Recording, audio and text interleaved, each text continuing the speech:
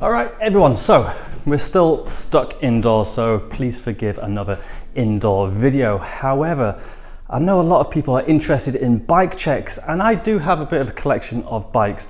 I have done individual bike check videos on these, but since then, bits and bobs have been changed. I still get a lot of questions whether I'm still running this, still running that. So today, I'm gonna take you through a bit of a quick fire round through all of my bikes, show you exactly what I own and what I run on them. This video is a fairly new experience to me. I've actually got Jane, my fiance, sat behind camera over there. She's been spending lockdown with me, which has been great. And she is currently learning a language. So if you hear any typing away on a laptop, that'd be her. Okay, I guess we're gonna start with the bike that I use the most, my Inspired Hex. If you don't know already, this is Inspired's 26-inch wheeled trials bike. I always say if you're from a mountain bike background or just used to riding bigger wheels in the trials world and you want to start riding street trials, then a Hex is a great place to start. The Hex also has one of the longest reaches of any bike from Inspired, so if you're taller and you want a bike that doesn't feel cramped, then the Hex is also a good shout there. Now, I did a bike check on my Hex not too long ago and not a huge amount has changed. However, the thing I do change quite a lot are the tires.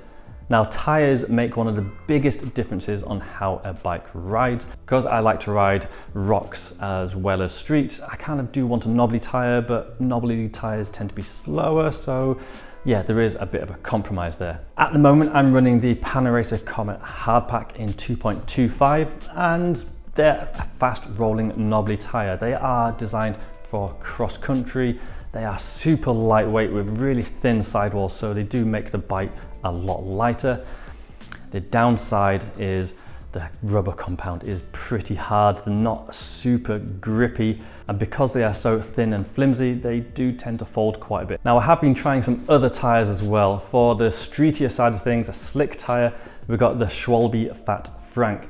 I've actually wanted to try one of these for a long time. They're a commuter tire, but the tread pattern is actually really cool. It reminds me of an old motorbike, like a cafe racer style. The other tire, which I haven't actually tried yet, I literally put this on last night, is the Maxxis Crossmark number 2. I'm actually really excited about this tire. I know Maxxis rubber compounds are really good, even their harder compounds are still pretty grippy. This is a dual compound one, so it should be even grippier. The tread compound actually looks like a really good compromise between having a knobbly tire and still being fast rolling. So I'm gonna get one of these for the back as well, and I'll let you guys know how I get on with it. But like I said, everything else is pretty much stayed the same. I'm still running the mix between Magura and Shimano brakes, the Shiguras, and getting on really well with them. They've been great. Not a single issue with them so far. I've not had to touch them. Still running an MT6 caliper on the front and an MT7 caliper on the rear. I find the MT6 on the front being a bit lighter. It's always a good thing. You get a bit more pad clearance as well, and potentially a little bit more modulation. Whereas on the back, I want all out power, and the MT7 gives that. Chris King are still running absolutely sweet as anything. Not had a single issue with either hub, bottom bracket, headset. They've just been super reliable, and I'm really, really happy with them. I recently tried a slightly longer stem. I went for 110 mil rather than at 90 mil that I normally run. It did feel pretty good for pure trials moves. You get a little bit more space in there, you can get a bit more power. However, I did eventually go back to the 90 by 35 mil stem. It just feels a little bit more neutral between the two wheels. If you're doing a lot of spins, I find this stem is a great stem for just all-around riding. One change I have done is updated the bars to the new arcade riser bars from Inspired. These are pretty much the same, only they're a little bit wider, which if you're riding a lot of mountain bike, which I do, going back to the Inspired, the bars tend to feel a bit scootery, so having a bit extra width is actually really cool. One thing I changed, but have changed back to, is the chain tensioner. When I rode the mullet bike with the smaller rear wheel, I couldn't use my tensioner, so I had to just use an Inspired double wheel one, and due to laziness, when I actually put a 26-inch wheel back on, I couldn't be bothered to swap it over. But I've now got my titanium tensioner back on there, and it is still working absolutely sweetly. Sweetly, is that a word? Now, I am still tubeless on this bike, and in most of my bikes, I run the Rimpact insert. I find they have the best compromise between weight, resistance to impacts, price and ease of fitting. So if you are interested in some inserts, I do recommend them. Still running and still being impressed with my light bicycle carbon rims. These are the 33mm wide ones. My other wheels I've got are 38mm wide. If you want to ride a bit more natural, the extra width can be good to resist tire folding. And just like every other part I've chosen them because they're reliable. They are carbon, but they are super strong, super stiff. The last thing I'm going to mention on this bike are the ODI grips. These are the lock-on versions of the long neck grips, and I've been a big fan of long neck grips for a long time. I've tried just about every grip out there. Just like tires, they're a really good way to change the feel of your bike. And even though I've tried hundreds of grips, I tend to go back to the long necks to be kind of my favorites. So to have a lock-on version of those, which I didn't know existed, is awesome, because as good as push-on grips are, it can be a bit tedious if I've got to do a demo and it gets really wet and then my grips start to spin. So having the extra security of lock-on is a godsend. Right, well that's my main trials bike, my inspired Hex. Let's move on to a mountain bike. This is my second most used bike, my Santa Cruz 5010. This is actually Danny's old 5010. I think this was one that he used in his Eberspacher wintry weather controlling video. Now this is a medium frame and I am actually a little bit taller than Danny. If I was going to be riding this bike for its intended use for trails, I would definitely be on a size large or even potentially bigger. For reference, I'm about 5'10", which is about 177 centimeters, I think. So for general riding, it is a little bit on the small side. A size smaller actually makes it a really fun bike. I still do plenty of cross country on this. I ride up lots of hills and I don't feel too cramped on it. So if you are wanting a bike that's more playful, then a size medium is not a bad shout. Now I think it was last year I did a bike check on this, and a bit like my Hex, not a lot has changed since then. Now in that bike check video I did have the Fox 34 forks on, but pretty much straight away after that video I went and put some Trust message forks on here. And yeah, if you had heard the news, unfortunately Trust have gone out of business at the minute, which is an absolute real shame. Now if you want me to quote you some PSI and suspension tuning tips, I'm not gonna. I don't know what I run on them. I would have to literally go and put a pump in, count all the clicks. I don't know off the top of my head what my preferences are. One thing I have changed recently is the saddle. Previously I was running a bit of a BMX style saddle, something short and out of the way, so when I'm doing jibs I don't get poked in the back of the leg with a longer seat, which can sometimes happen. But at the minute, this is my training bike. Behind the camera, I've got my Wahoo bike set up with Zwift, and the BMX saddle was just so uncomfortable. I had to get something a little bit more comfortable. To be honest with you, this I just found in the flat. It's a Physique, what is it? I don't even know what model it is. It's a Physique saddle. It's comfier than what I had before. I'm not sure if I would particularly choose it. I do have other saddles I prefer, which I'll show you in a minute, but for something I found in a flat, it does the job pretty well. Like my Hex, I'm running Chris King parts on this. Again, headset, bottom bracket, hubs. Again, absolutely faultless. I absolutely love them, and I love particularly the sound the rear hub makes. Mated to the hubs, I have, like my Hex, light bicycle carbon rims, and just like the Hex, they have proven to be 100% reliable. Again, I built these wheels, I don't even know, over a year ago, and I've not had to touch them even once. They have been a fit and forget component. Now, unlike my Hex, where I change my tires almost as often as I change my underwear, I haven't with the Santa Cruz. Now, Danny, when he gets his bikes, they get supplied with tires sent in, but obviously Danny is sponsored by Continental, so as soon as he gets a new bike, he whips off the tires, and I'm just like, yes, please. So one of the tires that came on Danny's bike were the Maxxis Minions.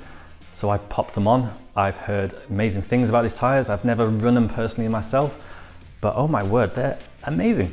Running these tires has been one of the most confidence-inspiring things I've ever used on a bike. They tend to drift just a little bit before completely losing grip and making you crash, and that just little bit of a margin of error is such a cool thing to have. I honestly feel like I can go so much faster running these tires. Now, in my bike check video I did on this, I was running SRAM code brakes, and nothing's changed. I still have the same brakes on. I've not had to bleed them.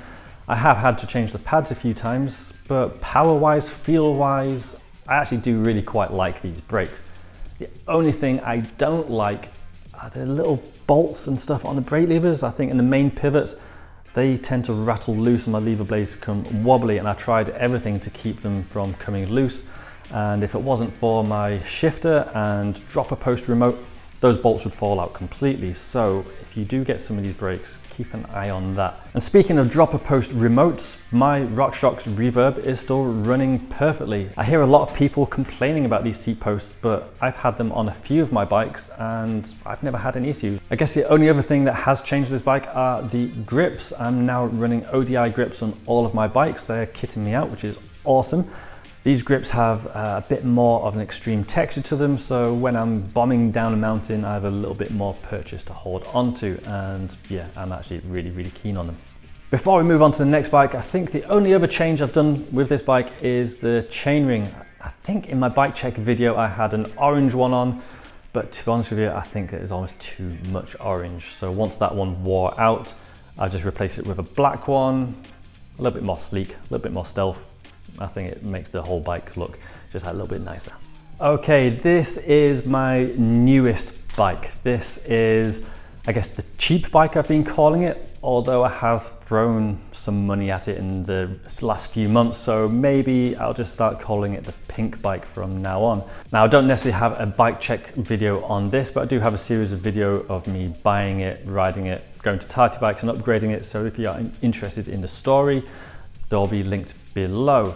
Okay, first things first, the frame. This is an Echo Hi-Fi. Now, if you're a mountain biker and you've never heard of Echo, Echo is a trial-specific brand, and actually this model, the Hi-Fi, was made back in 2005. So this is a 15-year-old frame.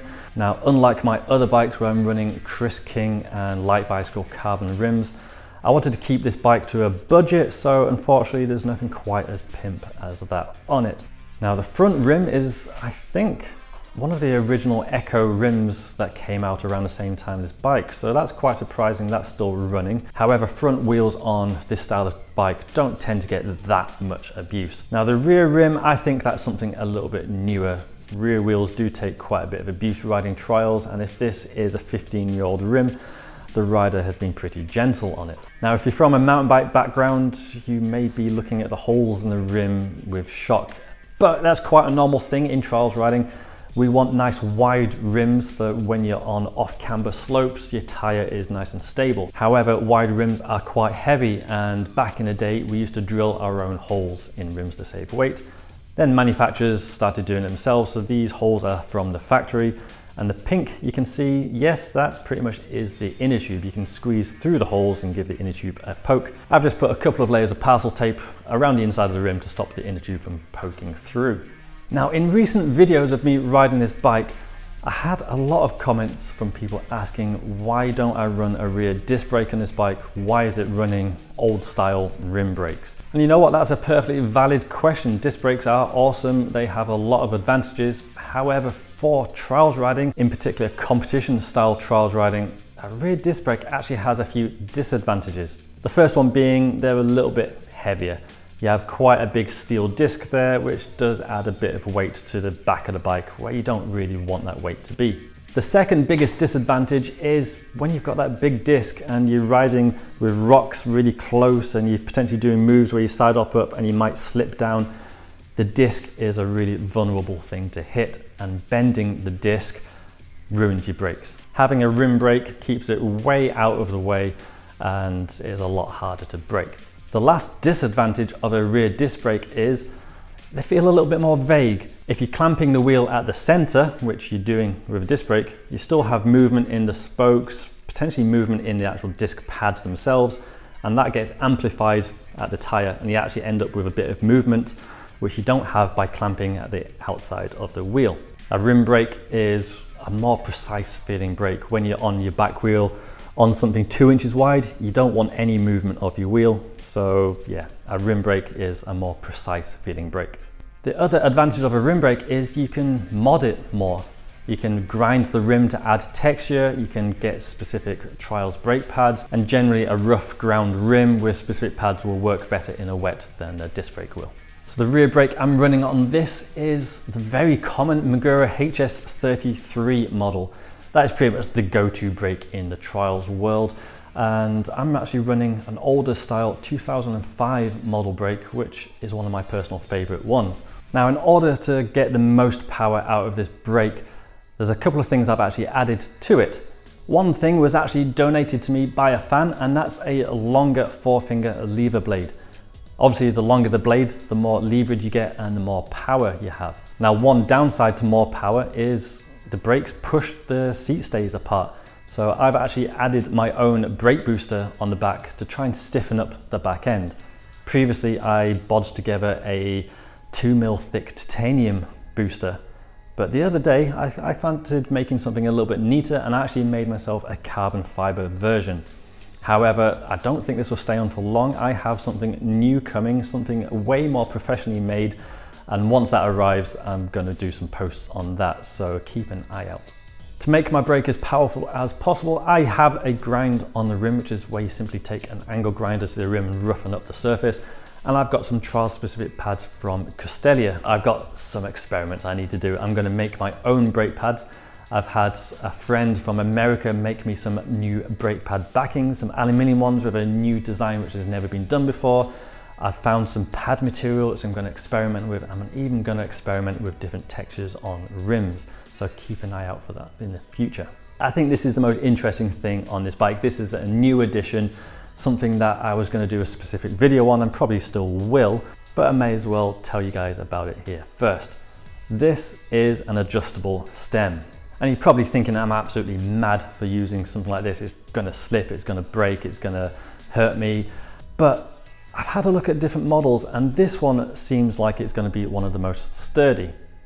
Now, when I went to Tartybikes and upgraded this bike, I went and got a 140mm stem on this, which is a really long stem, but it was a fixed position and it's fairly low. But a low stem can work really well in some situations, but then again, there are some situations which need a high stem. So I figured this stem looks sturdy and it allows me to at least try different positions and find out what works best for me. My other thought is that you could potentially run this in a competition, and when you get to a section which has all rear wheel stuff, you can set it so it's in its low position and has the best rear wheel control. Or if you've got a section that has a kicker or is downhill, you can bring the stem up and make it more comfortable for bunny hops or rolling down stuff. Does mean you have to get used to how the bike rides with different heights bar and stem, so probably the top comp guys aren't going to run this, but it's a cool experiment.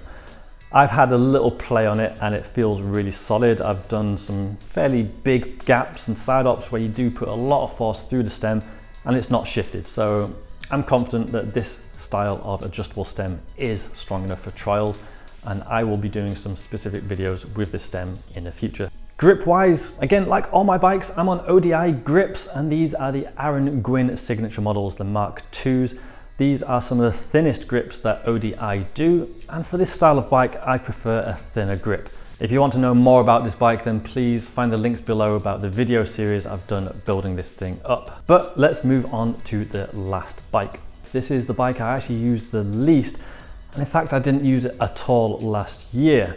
This is a Merida 160. I actually bought it secondhand a few years ago. And the reason I didn't use it last year was because it actually had a cracked rocker link. It took a long time to get a replacement, but I must admit, in the end, Merida did a good job. They admitted it took a long time to get the part and actually gave it to me for free, despite being a second-hand bike and not with any warranty at all. So I've got to say thanks to Merida for sorting me out with that when they completely didn't have to. So Merida 160, this is, as it suggests, a 160mm travel enduro bike, and I think it's a pretty nice looking bike. So yeah, this bike has been a little bit neglected. It does need a new chain, probably a new cassette and chainring as well. But other than that, everything's working pretty well on it. I did a bike check on this when I first made it a few years ago, which was a bit of a more tongue-in-cheek bike check video. A few people didn't like it that much, but if you are interested to know more about this bike, again, hit the link down below. The things I've kept the same, I think the handlebars are the same. They're Spank Vibrocore models, I think, although it's been a while, I can't actually remember, and I took the logos off.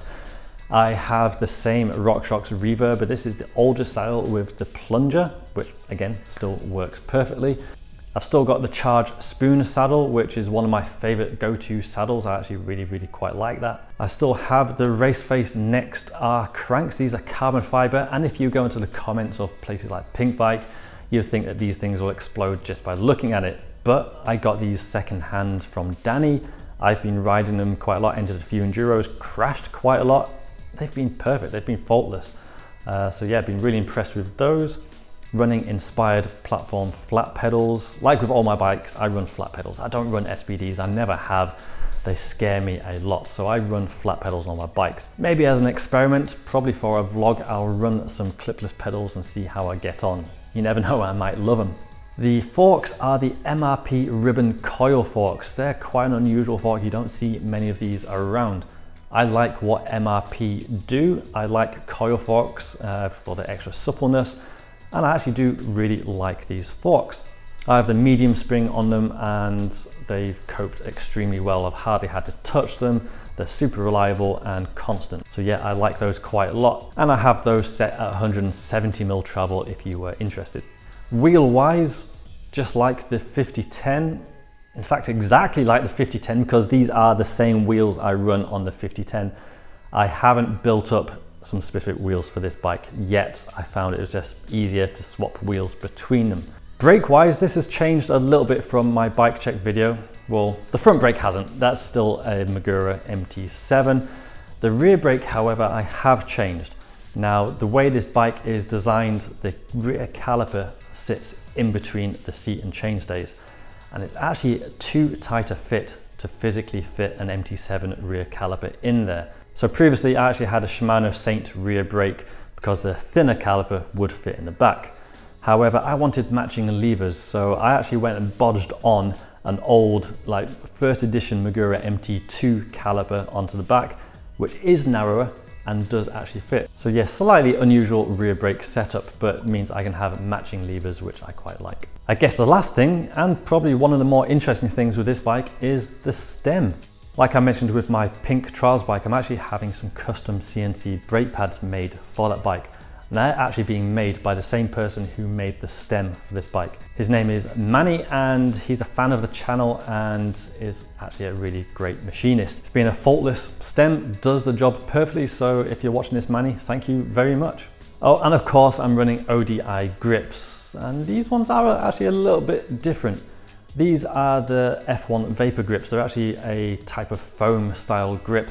In the past, to kind of get rid of arm pump, I may have spent up to $100 on some suspension style grips, which is a lot of money to spend on grips.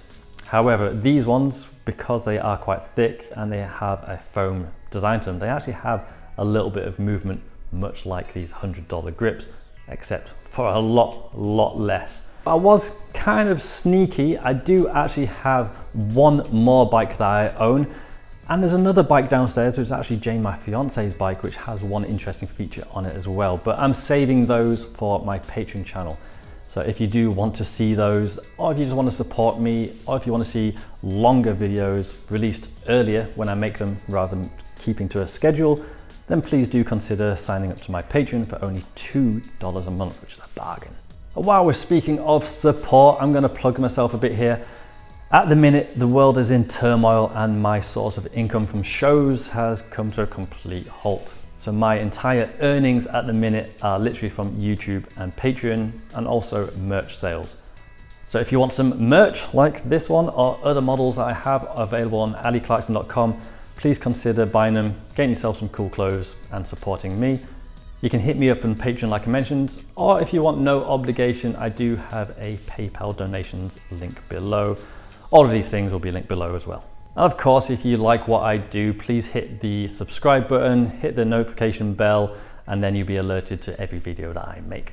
Anyway, that's enough plugging. I really hope you are able to at least get some kind of exercise wherever you are. Now is an absolutely brilliant time to learn track stand, so if you are struggling, check out my link down below from my last video on how to track stand in a really small space. But yeah, fingers crossed things will get back to normal sooner rather than later, and I can get back out and actually make some outdoor stuff as well. So who knows what will happen next week, but I hope you have a brilliant time and I'll catch you then. So take care everyone. Thanks for watching. Bye bye.